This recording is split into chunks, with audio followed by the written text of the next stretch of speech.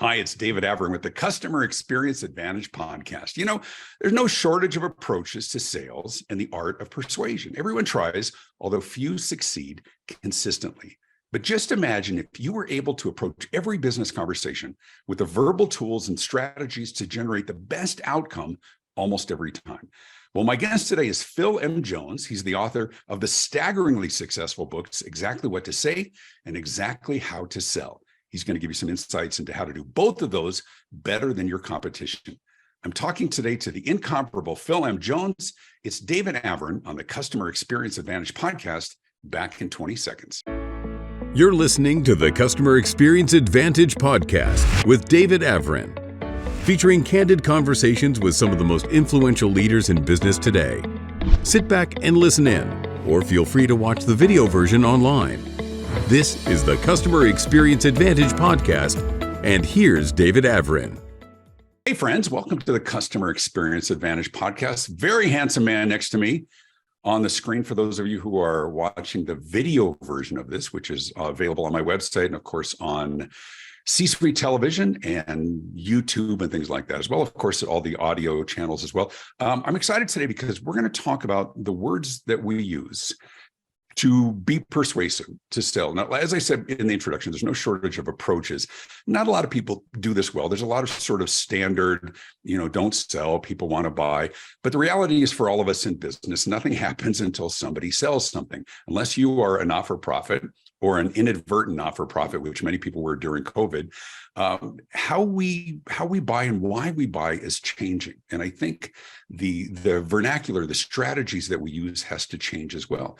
Well, my guest today, Phil M. Jones, has whether he stumbled upon, artfully crafted, has really captured the attention of the world in so many different languages. Let me give a quick introduction, and then we'll talk to him.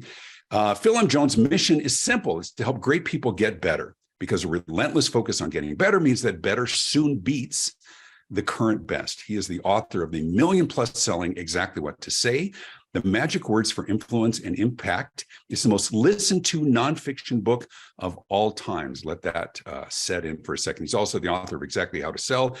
He's an entrepreneurial success story and the founder of 5 multi-million-dollar companies. He's a strategic advisor to pioneering leaders of the world's biggest brands. He is the youngest ever winner of the British Excellence of Sales and Marketing Award. And when you think about how many people have been selling throughout British history, let's call that tens of millions. Pretty remarkable. He's also one of less than 200 living members of the National Speakers Association Hall of Fame. I was in the audience watching him accept that great honor, and the author of 7 best-selling business books and 1 gorgeous children's book.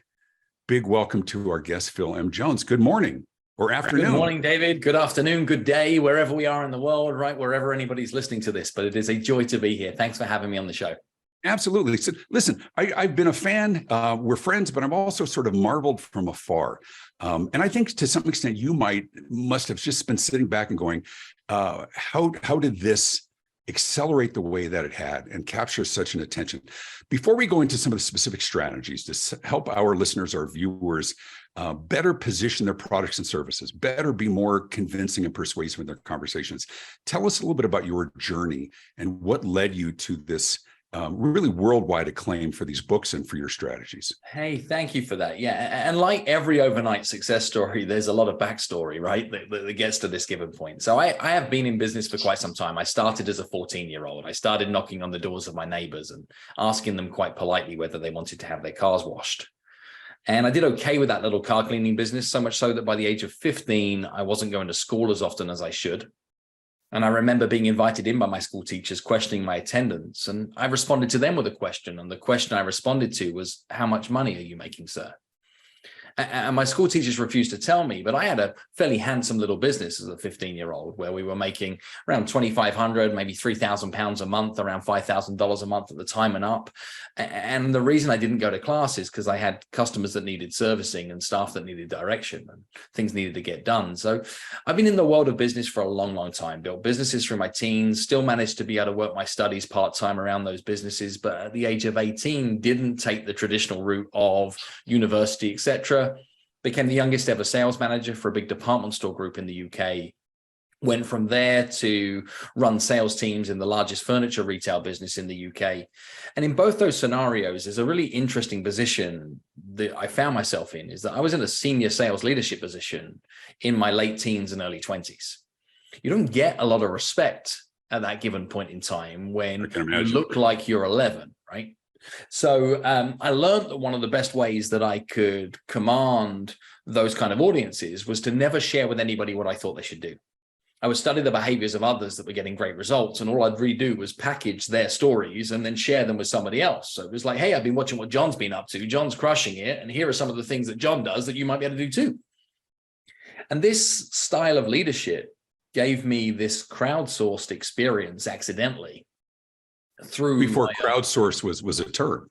Yeah, before it was even a term, but it was like, hey, I'm just getting this like mastermind, even for another term that probably wasn't being used at the time, ability to understand what it was that was making other people successful. I went through a number of other sales leadership roles, but soon came to realize that past hard work, hustle, product knowledge, understanding, good network, and all the things that we know lead towards success, the key decision maker or delineator between those that did good and those that crushed it was the ones that really crushed it, knew exactly what to say, when to say it, and how to make it count. They knew the right words at the right time could make all of the difference. Knowing this is I got pedantic about word choices from a very, very, very early age and started to be able to document. And what I started to happen when I started to document is I'd see patterns. Regardless of industry, regardless of scenario, regardless of what that winner was doing, is they were following a similar kind of process. They were following a similar kind of protocol. And on often occasions, were utilizing the exact same sequence of words. And learning to be able to bottle that, when I started my sales training business in 2008, I would always sprinkle in examples of what I was calling magic words into my 1-day, 2-day, 3-day seminars. Then weeks, months, years after the fact, what was the thing that people would remember? They'd come back to me and say, hey, Phil, I love your magic words. Right. So 2010, 2011, that became my lead capture. It became, hey, what was on a website or a giveaway or a back of the room takeaway, handout, etc., was this little pamphlet of magic words. If I wanted to do an event that was about lead capture for my consulting business, I would speak on magic words. It was high impact, big takeaway, would steal the show. And then what happened was that I found myself in a mastermind group around 2011 with some other trainer friends of mine in the UK. And we were talking about book publishing and how hard it was to publish a book. And me and my big mouth said, it's not that hard. I mean, geez, you could turn a book around in 2 weeks. You know how this plays out. Absolutely. Find your money where your mouth is and let's get this thing done. So I published a book in 2 weeks called Magic Words. And between you and I, David, it was quick, dirty, scrappy. It was not my proudest piece of work. But we took that 2-page PDF, we expanded it into what was more of a pamphlet and called it a book. It went live on Amazon. It went out on KDP Select. And I woke up one morning to 120,000 downloads of said book. Book was well received. It ran as part of my business system from a giveaway, from an add-on to clients. It generated a little bit of revenue, but it was never the biggest of deals commercially, but it was a big deal in my body of work from an IP point of view. Sure. Fast forward to 2017, and I'm making a decision with my wife that we're going to move to the US. My wife's American. Some personal circumstances in her world said that we should probably be in the US to be able to support some family needs. I had a global speaking business, global training business, and I didn't want to have a global training or speaking business and move to a new country and deal with the logistical challenges. Now I'm like, I'm going to start a North American speaking, training, coaching, consulting business. Probably need a new book. Bureaus, event planners, etc., like new books. Let's write a new book. And then partway through my idea generation of writing a new book, I'm like, geez, you fool. Why on earth would you write a new book when you've got a book that you already know is full of greatest hits that just hasn't been written right? So Exactly What to Say was born at that point, where I decided to take what was a successful single or EP and finish the album and then bring that forward in Exactly What to Say. We launched that in 2017. We're now at a point where it's 1.7 million copies sold, translated into 30 languages, the most listened to nonfiction audiobook of all time. But it didn't appear overnight. This has been 15 years of relentless body of work, even following the 10 years of sales leadership and sales application it took to be able to distill down the body of this work. And I find it really freeing almost to realize that a body of work in this world, everybody needs to think is going wide. Whereas in my world right now, it's just narrowing back in. And in today's modern economy, with the challenges that are coming the other side of growth and the other side of fast growth through internet and globalization, et cetera. Sure. What is the world realizing as we enter into 2023? What matters most is how do we convert all the key moments that matter? What are the conversations that show up when we're looking to be able to influence employees, when we're looking to influence potential customers, when we're looking to aid the retention of existing customers? So finally, we're getting back to a skills-based economy. And guess what? My work's ridiculously relevant again. Yeah, absolutely. Well, talk to me for a moment about the genesis of the title. You had a measure of success with magic words. What precipitated, I would assume for some people, magic words, is the abracadabra or something in there. Maybe there was some miscommunication, but if it ain't broke, don't fix it.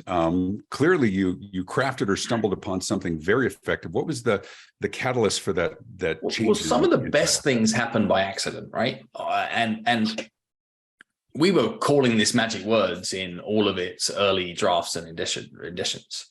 Then me being me does a little bit of research, pumps onto Amazon.com, types in magic words, and geez, up pops a book by a guy called Tim David. Tim David also happens to be a real magician. And around 2015-16 had published a book called Magic Words. Now, sure, I published a book in 2011 called Magic Words. We could get into a fight about who got there first, but this is the book's world. You cannot copyright a title. And I'm like, he probably owns that more than I do in this given moment. And how do I turn this adversity into some form of opportunity? Why don't I just retitle the book? Now, I'd been workshopping this material for some time too, right? And we'd run events around this material, run events in the small business world. I'd run some infotainment events. And when I'd run an infotainment event in a theater, we'd called the event Exactly What to Say. Because guess what? People don't want magic words. What they want to know is exactly what to say.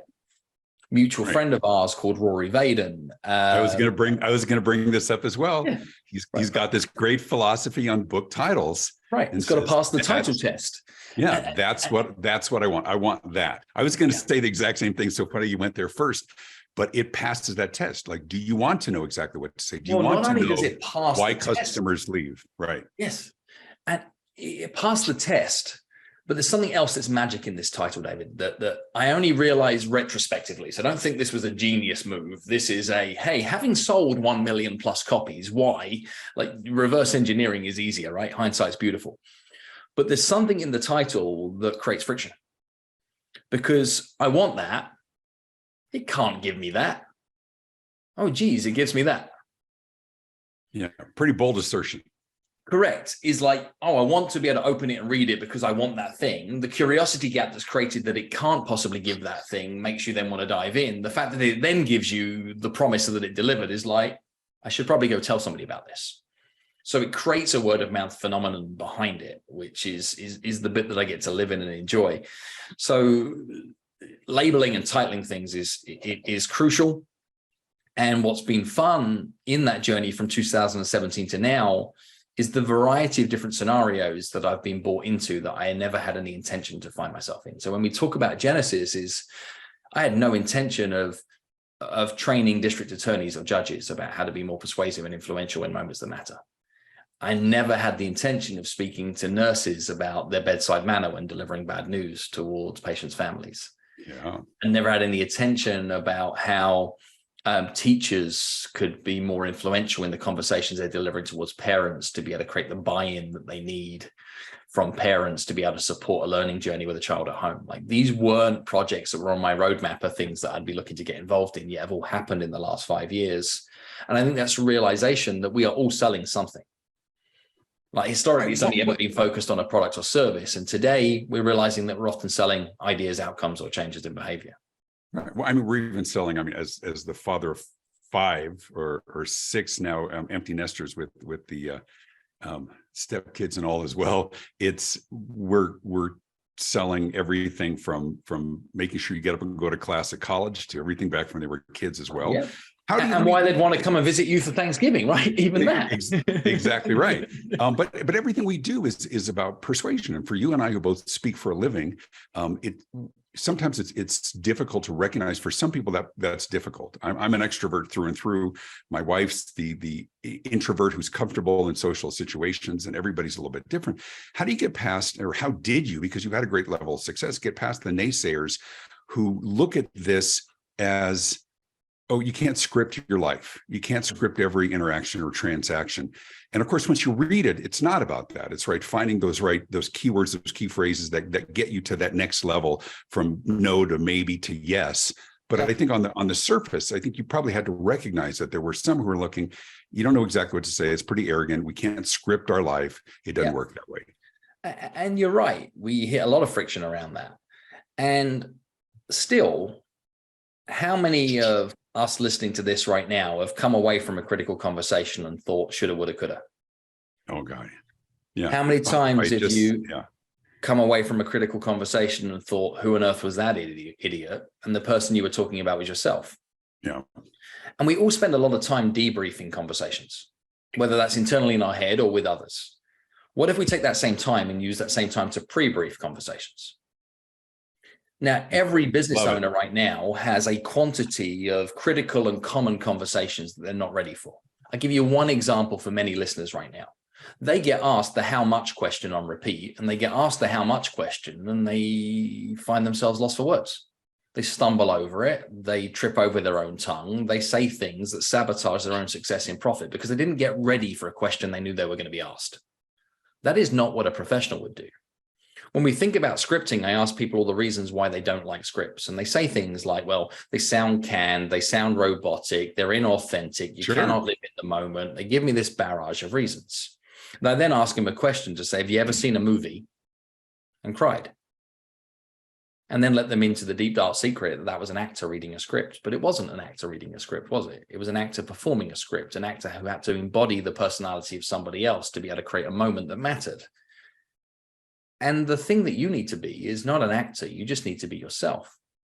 What is masterful, though, is when the actor understands the sequence of words that needs to be delivered, they can live in the moment. Not before the moment or after the moment. They can be precisely in that given moment because they're not up here in their head. They're eyeball to eyeball with the person they're looking to be able to communicate with, and they're influencing that moment because they're living in that moment. What also is interesting is some of the best movie moments that have ever happened when the actor made a bold choice to go off script. Now, if you're going to go off script, what needs to be true? There also needs to be a script. There you go. Good point. Right? You cannot go off script if you didn't have a script. And the pros decide that the worst time to think about the thing you're going to say is in the moment you're saying it. Now, it doesn't mean that you need to deliver it word perfect. It means that you've had to thought about it ahead of time and had a game plan coming into it that gives you the permission to be able to move. When I deliver a keynote presentation, David, when you deliver a keynote presentation, is that the first time that you thought about the thing you're going to say? Not even close. It would be irresponsible, correct? If you are responsible for 1,000 sets of ears for a 60-minute period of time, if you were working it out on the stage, that would be rude.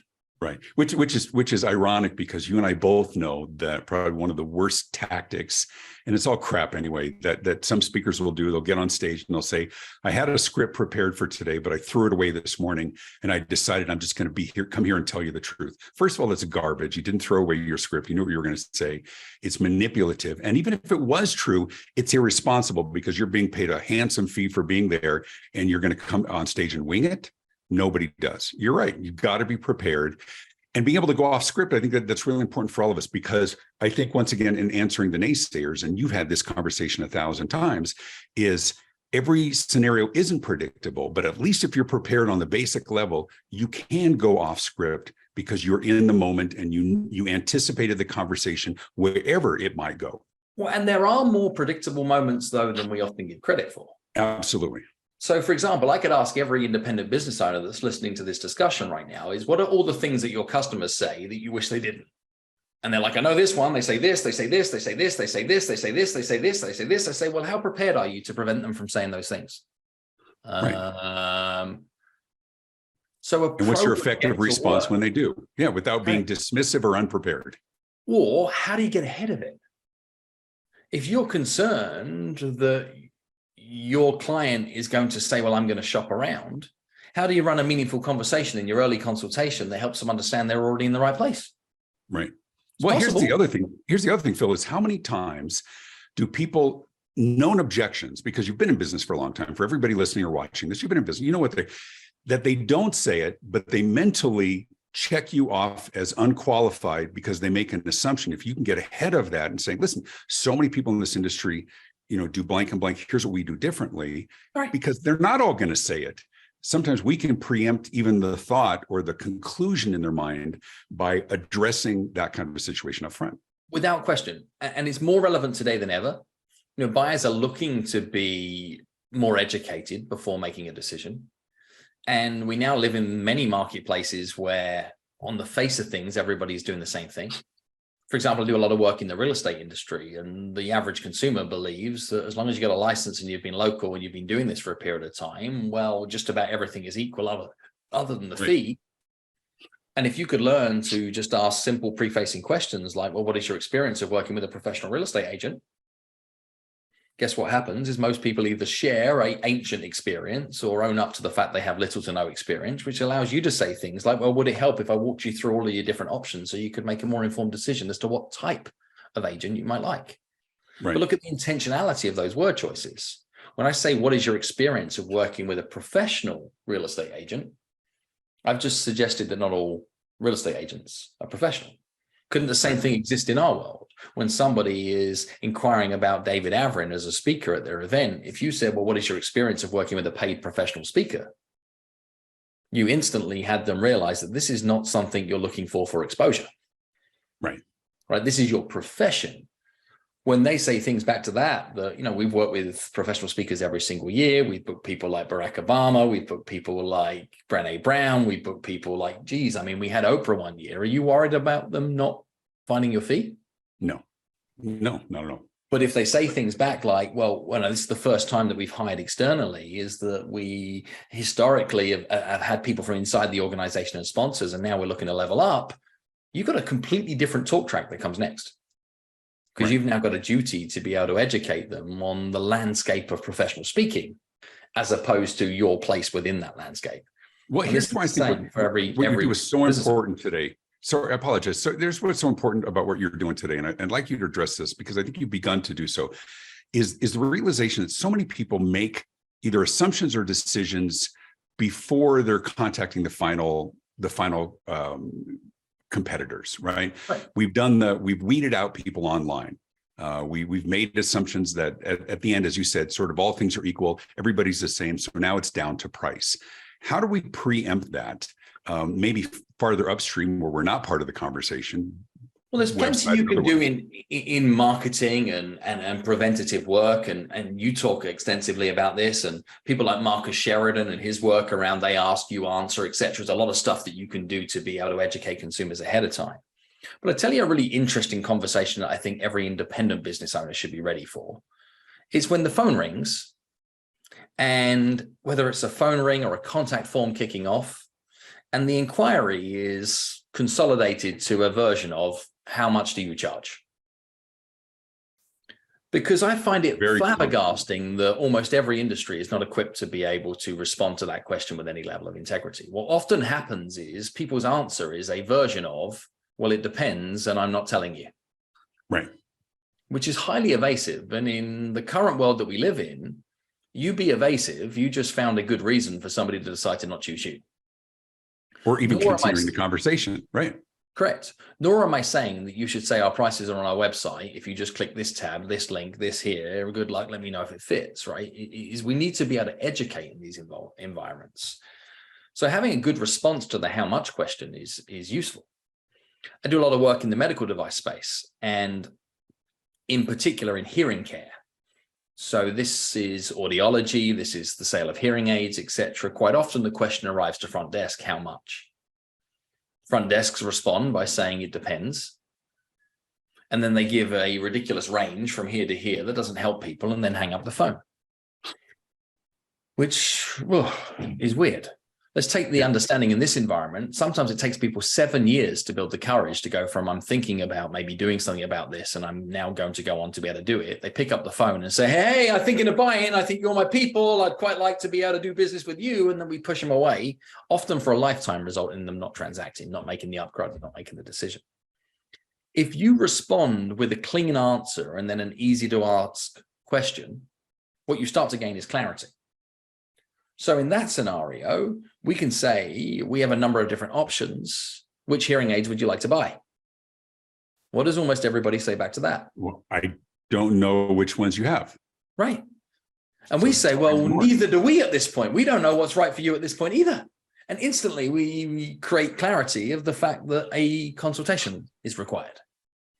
It sounds to me, though, like what you're asking is what could you expect to spend if we find out that hearing aids are the solution for you and that you'd like to be able to do business with us? And they're like, yes, that's what I'm hoping to find out. Well, answer me this. When was the last time you had your hearing tested? Well, I haven't had it done for the last 5 years. Oh, okay. Well, it sounds like the best place to start there is with a comprehensive hearing test and that all that we're going to charge you for that is blank. Whew, that sounds affordable. Okay. We can get that scheduled for you next week. We can do Tuesday or Wednesday. When suits you best? Well, Wednesday be good for me. Morning or afternoon, when's good? Well, morning would be ideal. So somewhere like 10:30. Yeah, 10:30 sounds great. Well, at 10:30, you're going to meet Dr. So-and-so. Dr. So-and-so has been doing this for this period of time. They're highly experienced, blah, blah, blah, blah.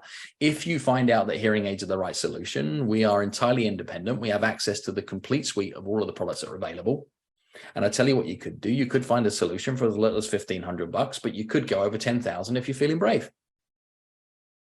But most importantly, we need to find out what's true for you right now. And good news is we've got an appointment booked for you with Dr. So-and-so at 10:30 a.m. next week. What other questions can I help you with today? You know what? I think one of the most brilliant things about the approach is in doing so, not only have you sort of engaged them where they're feeling like they're led through a process, which is really important to determine the price, but you've also differentiated yourself from others who have come out with a price or a discount one or something online. What's the old line that prescription without diagnosis is malpractice? Yep. You've diminished everyone else who quickly had an answer who didn't have the right questions. It's the same thing applies with financial services, with so many other industries as well. And my rally cry to everybody listening in right now is if you're going to say what's one conversation that matters more than most, get ready to respond to every version of the how much question that you're being asked. And if you can just dial that one up, you're in good shape. Then think about like the leadership conversations you're having is how many small business owners have regular huddles or team meetings that happen religiously, but don't deliver the outcome you're looking for. How are you getting people bought into the mission, bought into the changing behavior, sold on what you're looking for them to be able to do differently? Could you take sequences of words from exactly what to say, pre-purpose your conversations more effectively and get people bought into the way you want them to operate this week that was different to the way they operated last week? The answer to that question is yes. And every moment of influence is catalyzed with a conversation. If you think about every situation that you remember intently as a pivotal moment in your own career, it was catalyzed by a conversation. Absolutely. What you remember might not be the conversation. What you remember might be what happened, but what happened because of a conversation. Right. Well, let me ask another question. Oftentimes it is, the catalyst was a conversation, but it wasn't necessarily a good conversation. Mm-hmm. I think I think for me, what makes your approach so significant and effective is the dichotomy of how we have traditionally done it, which isn't necessarily disastrous. It's just less effective than it could be. And mm-hmm. have you found in the consulting work, I know you certify others to teach what it is that you teach as well, in identifying the problem, the less effective language and contrasting it with what's more effective and taking through those scenarios, is that the way to create those aha moments and those light bulbs going on over their head? Yeah, kind of. Here's what you have to fight against first, is people want to know the right way to do something. We've created conditioning that people believe that there is a right way to do something and a wrong way to do something. And what too many people have forgotten is that the thing we should truly be focused on is what is the right result, i.e. the result that we've predetermined is the outcome that we're looking for. And that can be different for different people in different moments. Sure. When you're working towards a right result, as opposed to doing it the right way, everything changes. So in the work that exists in our consulting body of work or working with guides, is we get them away from focusing on what are the precise words to achieve or the precise words to use, and more about, let's increase the level of intent about what we're looking to try and achieve from this meaningful conversation. And can we develop some levels of success around this? And sometimes it's evidence collection. Sometimes it's shifting somebody's perspective. Sometimes it's helping somebody see something from a different point of view. And then sometimes it's getting somebody to take action. And what people are looking for, David, too often is they want to win the sale, they want to win the day, they want to win the game. And the trouble with focusing on winning is that if you're the winner, there's a winner and a loser. Right. Which means the other person feels like a loser when you win, which often isn't the result we're looking for in today's world. It was when we think Glengarry, Glen Ross, or Wolf of Wall Street, or any of those other vulgar sales celebrations. Instead, we should be looking for situations where everybody wins. And that's modern leadership. It's modern customer experience. It's modern sales approach, is to say, can we create outcomes where everybody wins? And by shifting the intent to say, well, my intent is that I gain greater understanding. My intent is that I take the role to educate the consumer about multiple options. My intent is to help them understand where we sit amongst those differentiators. My intent is to make them feel heard. My intent is to make them feel understood. My intent is to, and we create a list of things that we intend. You write different questions and different talk tracks. Right. Well, doesn't that also connect with the necessity of a belief in what it is that we're trying to sell, even if it's an idea, if it's a behavior, if it's a rule for your family and your kids. We really got to believe in what we're doing, because then it is a win-win. If we know that what we're selling or offering or providing really will benefit them, or at least benefit the dynamic or whatever it is we're trying to change or grow, then it's a lot easier to pull out those tools from the sack to achieve that. And then there are no losers. And that doesn't mean every situation is great, but I talked about this on stage. I said, do you believe that what I believe in what I'm saying? And the answer is yes, because I believe in what we're doing. Does that translate as well in terms of that win-win? Yeah, and I think there are three things here, David, that are worthy of everybody going away with and understanding in this conversation. And to echo your point there is, quite simply, if you're not convinced, you cannot convince. So if you do not believe with absolute certainty that what you're asking the other person to do is right for them, please don't expect them to believe it. There's the first thing. Now, secondly, is I'm often asked to describe selling, and through the years, I've got my own dictionary definition of what selling is. And selling is earning the right to make a recommendation. What that means to me is that you should never, ever, ever, ever, ever, ever, ever invite anybody to do anything unless you can say these words first. And the words you should look to be able to say first are the words "because of the fact that you said." Because of the fact that you said blank, blank, and blank, then for those reasons, what I'd recommend is blank, blank, and blank. It's an easy framework to understand. It's a harder framework to implement, because you have to have done the digging to be able to insert the words in the blank, blank, and blanks, right? Because of the fact that you said that what you want is for this to last a long time, and that you don't want to have to reservice it, and that what you're trying to be able to do is to do the best for your family. For those reasons, what I'd recommend is you buy the best in technology available today. Sure, it's at a premium price, but it does come with a 25-year guarantee, yada, yada, yada, right? So the recommendation can be for their reasons and not yours. So first thing is, if you're not convinced, you cannot convince. Second thing is to remember that selling is earning the right to make a recommendation. And third is the responsibility of our job description as sales professionals. And as sales professionals, in my mind, our job description is to understand that we are professional mind maker-uppers. Indecision is the enemy, not embellishing the option of yes. Maybe is the enemy. See, our role as professional salespeople is to help people make their mind up. And the second you realize that that is your duty, is to help people make smart decisions, help them make the right decisions, move them out of indecision, remove procrastination, you can do a better job of that role that results in you getting people to say yes more often, as opposed to thinking your role is to convince people to buy. Your role is to help people make their mind up and make a smart decision about a predetermined outcome that they already decided they wanted. And how important is it to pre-qualify the people you're talking to? Because this doesn't work on everybody. It doesn't work on the people who are the hard sell, who don't have the financial resources, who may not be in a position logistically or chronologically to make a decision at this time. It works. That's a whole different approach.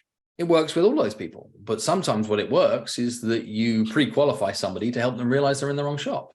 Let's use the hearing aid example. Is you could find out very quickly that when you say to somebody, we've got solutions from 1,500 through to 10,000, and they're like, I haven't got 50 cents. You should be able to say, well, like at this point in time, one of the things that you might want to be able to go out and resource is this benefit system or this insurance download, or here's some other complementary advice that might help in some of your circumstances without you needing to put your hand in your pocket for a penny. And I think our duty as business leaders today is to have an answer that is valuable to just about every inquiry that you could have. And sometimes they have commercial uplift for you. Sometimes they just have human benefit to the other person.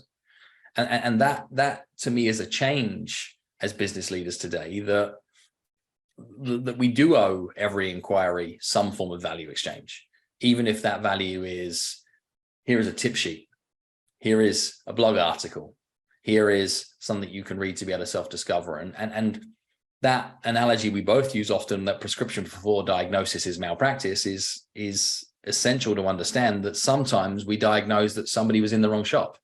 They might love what you've got, they might love what you're about, they might be keen to do business with you, but if they don't meet the criteria to be a client, then you should lose zero sleep over that. Just provide them a simple solution that's helpful.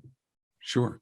And also, I think an important thing to note for our audience is this is not something that comes quickly or easily. It's probably one of the reasons why you're the most listened to book, nonfiction book, because people revisit this again and again. It takes practice. It doesn't mean that we've memorized the script, but that we've created this tool bag, this quiver with enough arrows that we can pull at the right situations at the right time.